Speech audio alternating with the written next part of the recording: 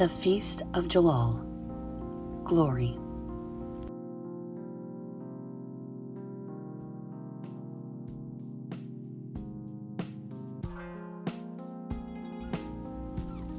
Wayfarer in the path of God, take thou thy portion of the ocean of his grace, and deprive not thyself of the things that lie hidden in its depths. Be thou of them that have partaken of its treasures. A dewdrop out of this ocean would, if shed upon all that are in the heavens and on the earth, suffice to enrich them with the bounty of God, the Almighty, the All-Knowing, the All-Wise. With the hands of renunciation draw forth from its life-giving waters, and sprinkle therewith all created things, that they may be cleansed from all man-made limitations, and may approach the mighty seat of God, this hallowed and resplendent spot. Baha'u'llah.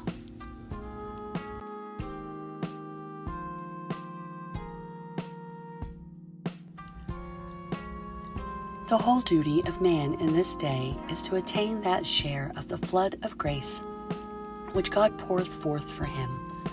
Let none, therefore, consider the largeness or smallness of the receptacle. The portion of some might lie in the palm of a man's hand, the portion of others might fill a cup, and of others even a gallon measure.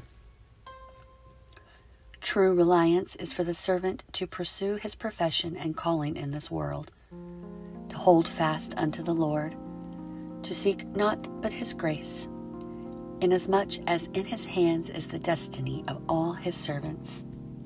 Baha'u'llah.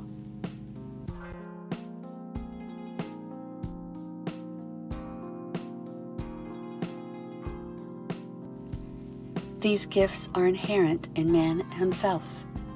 That which is preeminent above all other gifts is incorruptible in nature, and pertaineth to God himself, is the gift of divine revelation.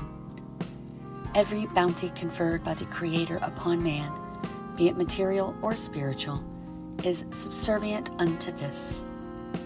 It is in its essence, and will ever so remain, the bread which cometh down from heaven.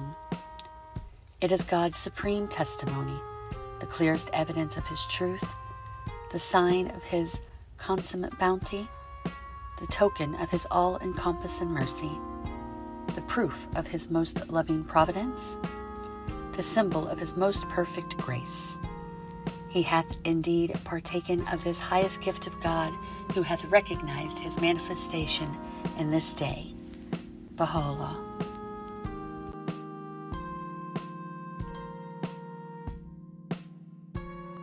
O thou handmaid of God, in this day to thank God for his bounties consisteth in possessing a radiant heart and a soul open to the promptings of the Spirit.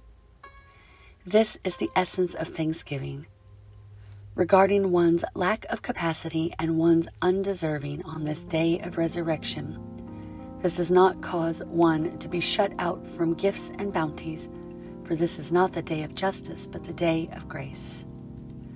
While justice is allotting to each whatever is his due, then look thou not at the degree of thy capacity. Look thou at the boundless favor of Baha'u'llah, all-encompassing in his bounty, and consummate his grace. Abdul-Baha.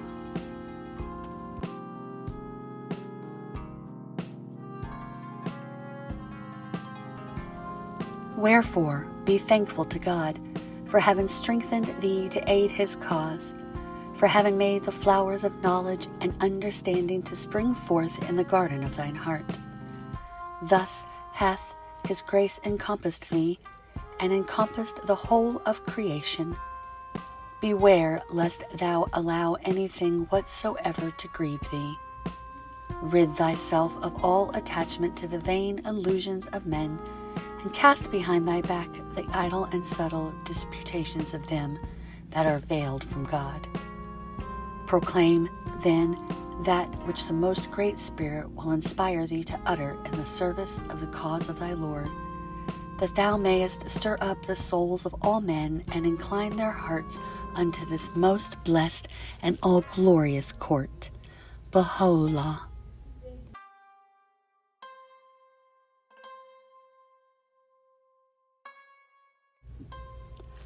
Place not thy reliance on thy treasures.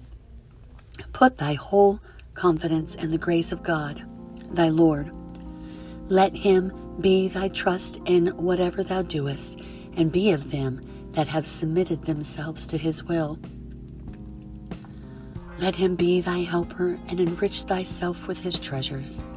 For with him are the treasures of the heavens and of the earth.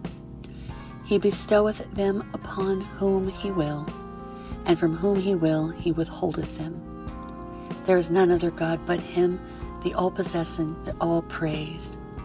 All are but paupers at the door of his mercy. All are helpless before the revelation of his sovereignty and beseech his favors. Baha'u'llah.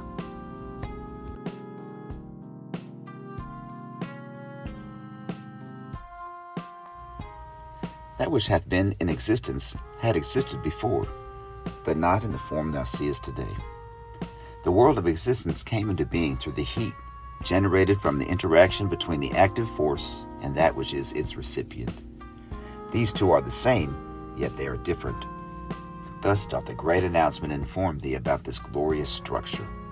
Such as communicate the generating influence and such as receive its impact are indeed created through the irresistible Word of God, which is the cause of the entire creation, while all else besides his word are but the creatures and the effects thereof. Verily thy Lord is the expounder, the all-wise. Know thou, moreover, that the word of God, exalted be his glory, is higher and far superior to that which the senses can perceive, for it is sanctified from any property or substance. It transcended the limitations of known elements, and is exalted above all the essential and recognized substances. It became manifest without any syllable or sound, and is none but the command of God which pervadeth all created things. It hath never been withheld from the world of being. It is God's all-pervasive grace, from which all grace doth emanate. It is an entity far removed above all that hath been and shall be.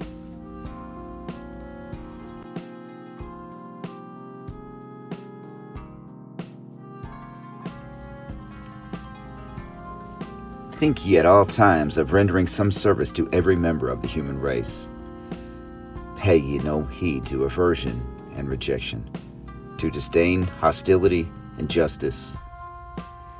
Act ye in the opposite way. Be ye sincerely kind, not in appearance only.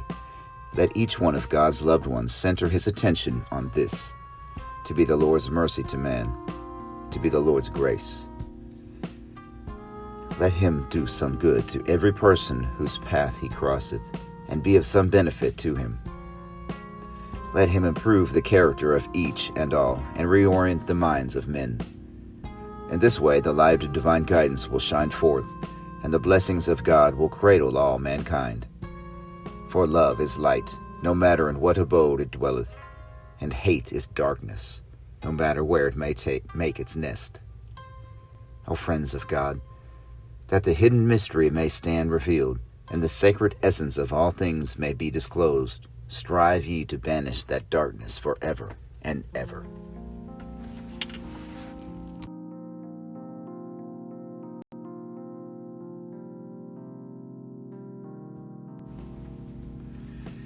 These sanctified mirrors, these day springs of ancient glory, are one and all the exponents on earth of him who is the central orb of the universe, its essence and ultimate purpose. From him proceed their knowledge and power. From him is derived their sovereignty. The beauty of their countenance is but a reflection of his image, and their revelation a sign of his deathless glory. They are the treasuries of divine knowledge and the repositories of celestial wisdom. Through them is transmitted a grace that is infinite, and by them is revealed the light that can never fade. These tabernacles of holiness, these primal mirrors which reflect the light of unfading glory, are but are but expressions of Him who is the invisible of the invisibles. By the revelation of these gems of divine virtue, all the names and attributes of God, such as knowledge and power, sovereignty and dominion, mercy and wisdom, glory, bounty, and grace, are made manifest.